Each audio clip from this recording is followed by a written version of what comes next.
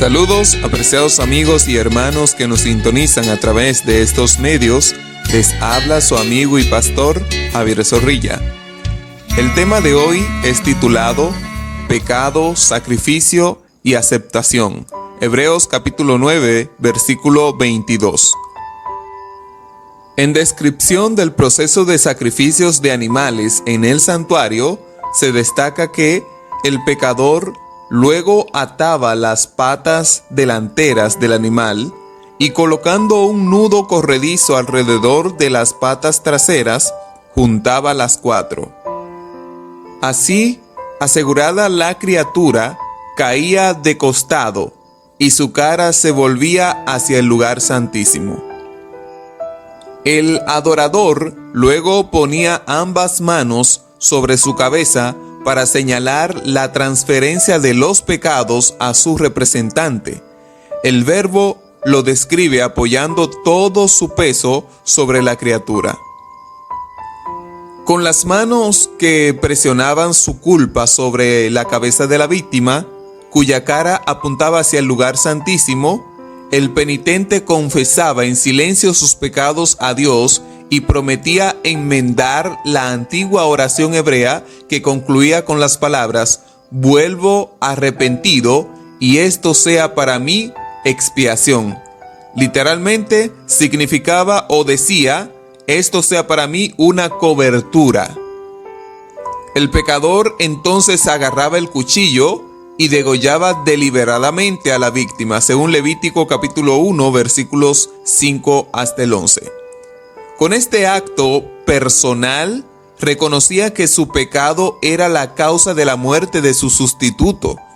Su observancia del rito demostraba que había aceptado el argumento de la ley inmutable de Dios, que estaba de acuerdo con que la muerte era el resultado de su transgresión y confirmaba que su único escape era a través de la muerte vicaria de aquel que ocuparía su lugar, entiéndase, de Cristo Jesús.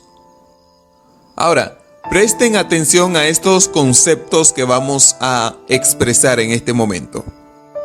La forma divinamente señalada para que el pecador del Antiguo Testamento se librara del pecado y la culpa era a través de los sacrificios de animales. Las ofrendas de sacrificio israelitas se detallan en Levítico capítulo 1 hasta el capítulo 7. Se prestaba especial atención al uso y a la disposición de la sangre en los diversos tipos de sacrificios. De hecho, el papel de la sangre en los rituales de sacrificio es una de las características unificadoras de los sacrificios israelitas. La persona que había pecado y por lo tanto había roto la relación del pacto y la ley que lo resguardaba, podía ser restaurada a la comunión plena con Dios y con la humanidad llevando un sacrificio animal como sustituto.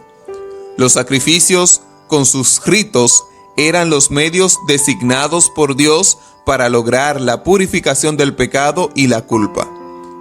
Estos se instituyeron para limpiar al pecador, ya que se transfería el pecado y la culpa individual al santuario al rociar la sangre sacrificial, y así se restablecía la plena comunión y la alianza del pacto del penitente con el Dios personal, que es el Señor que salva. Bien, dicho esto, vamos a la pregunta de hoy. ¿Cómo nos ayudan estos conceptos expresados anteriormente a comprender las preguntas al final del estudio de ayer? La pregunta al final del día de ayer dice: ¿qué tiene el santuario en sí que brinda los medios por los que el Señor puede aceptar a la humanidad caída y pecadora? ¿Y por qué eso es tan importante para el proceso de formación de un pacto? Lo primero que podemos decir es la sangre. La sangre era fundamental en el proceso del perdón. La sangre del animal debía ser derramada en lugar de la sangre del pecador. Esa sangre era rociada sobre el santuario y, simbólicamente, el pecado era transferido al santuario. En ese momento, el ex pecador era restaurado a la plena comunión con Dios. Y como vimos ayer, esta restauración y limpieza del pecador al ser una nueva criatura es la que forman los lazos de las relaciones entre Dios y su pueblo. Pero la sangre misma no limpiaba en realidad el pecado, según Hebreos capítulo 10, versículo 4, sino en virtud de la sangre del Cordero de Dios, la sangre del nuevo pacto, que por muchos es derramada para remisión de los pecados, según Mateo capítulo 26, versículo 28.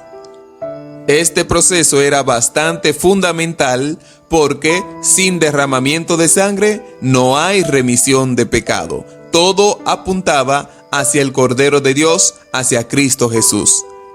La próxima pregunta dice, ¿qué importancia profética tenía el sacrificio de animales? Según Isaías capítulo 53, versículos del 4 al 12 y Hebreos capítulo 10, versículo 4.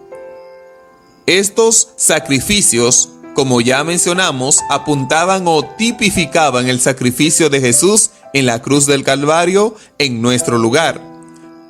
La muerte de los animales fue un recordatorio como pago por el pecado y la muerte vicaria de Cristo que quitaría los pecados del mundo. Los sacrificios de animales fueron instituidos tras la caída de Adán y Eva, más bien después de mostrar su plan de salvación y redención de la humanidad. Lo más importante de todo esto es que Dios tomó la determinación de enviar a su amado Hijo a tomar nuestro lugar en el Calvario, donde pagó el precio que exigía la transgresión por nuestros pecados.